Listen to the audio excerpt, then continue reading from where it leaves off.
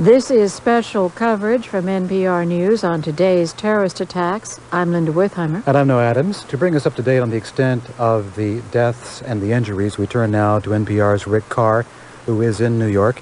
Rick, can we put any number now, this evening, on the number of possible dead and injured in New York, and also in Washington at the Pentagon, and in the airplane crash in Pennsylvania?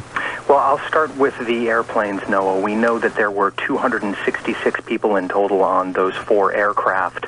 The first aircraft to hit the World Trade Center was American Airlines Flight 11. It was a Boeing 767. There were 92 people aboard. The second aircraft to hit was United Airlines Flight 175. Again, a 767, 65 people on board. In Washington, the plane that hit the Pentagon was American Airlines Flight 77. It's a 757, and there were 64 people aboard, and the downed plane in Pennsylvania was United Airlines Flight 93, and it had 45 people aboard. Now, we're hearing that this evening late that hundreds of firefighters and police who were sent early to the World Trade Center in New York are now missing, and entire companies of firefighters. That's right. A spokesperson for the firefighters union here in New York has said that of the 400 firefighters who were on the scene, about half of them are now missing. He said that there are whole companies missing, there are chiefs missing. Nobody's really certain how many people are missing in the wreckage, whether it's firefighters, police, or indeed people who were in the World Trade Center buildings, because the dust is so thick down there. The destruction is so complete. There was a report that moved on the wires this afternoon that's indicated that some people believe that emergency vehicles were actually driving over corpses that were buried in dust. There was just no way to tell how many people were there. There are reports now in New York that crews have gone into the area and are starting to look for survivors and for corpses. We have been hearing throughout the afternoon the figure thousands who could be dead in the World Trade Tower bombing. What's your latest information? The latest information is pretty much what we've been hearing all day long. It's educated guesswork at this point how many people there are. The New York Police Department has been saying this afternoon they estimate 10,000 or so people may have died in the explosions and in the collapse of the World Trade Center buildings. There are just too many questions right now about how many people had arrived. About more than 40,000 people work in those buildings. We don't know how many people had arrived at work. We don't know how many of them turned away when they saw the first explosion. We don't know how many of them successfully got out of the building after the first plane struck. We just don't know, and we won't really know until families around New York get a sense of who's actually returned home, the hospitals can coordinate information, and indeed that those crews can get in there and start trying to find any human remains that might be there. And how are the hospitals dealing with this tragedy? Well, there are 170 hospitals in New York City. They've all been put into action to take care of the wounded.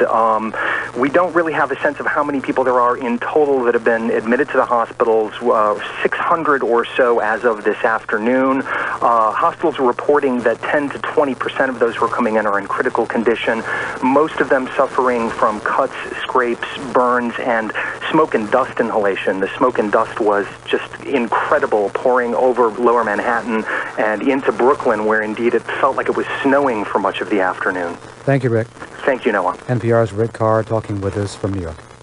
With the death toll mounting from today's attacks, questions are mounting about who is responsible and when and how the U.S. might retaliate. We're joined now by Strobe Talbott, who was Deputy Secretary of State in the Clinton administration. Strobe Talbott, how does the United States go about determining who did this? Quickly and carefully, without jumping to conclusions, but when we reach hard-headed judgments and we're sure of them, we have to act.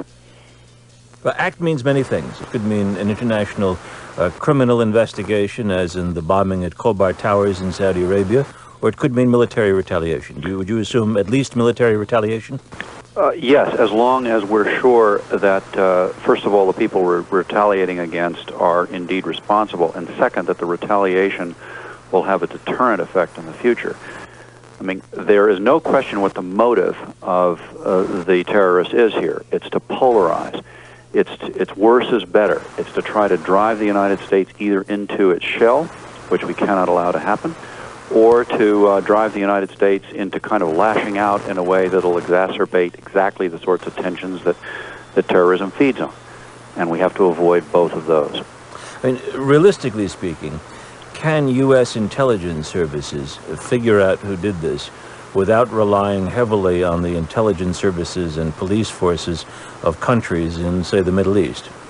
We have to look at this, as so many people have said during the course of the day, as an act of war, and we have to approach it as a kind of war. But we have to do it as we have done with wars in the past, as the leader of an alliance, the leader of a coalition of the civilized world. And we have to make sure that our coalition partners and our allies include not only the Europeans, but also, and by the way, the Russians, who for geographical and other reasons presumably have both interests and influence here, but also on the moderate Arab states.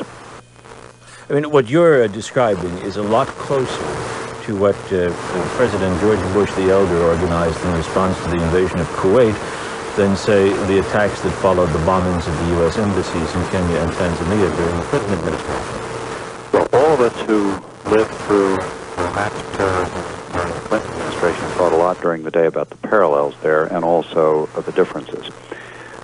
This is, for a number of reasons, different, certainly in magnitude.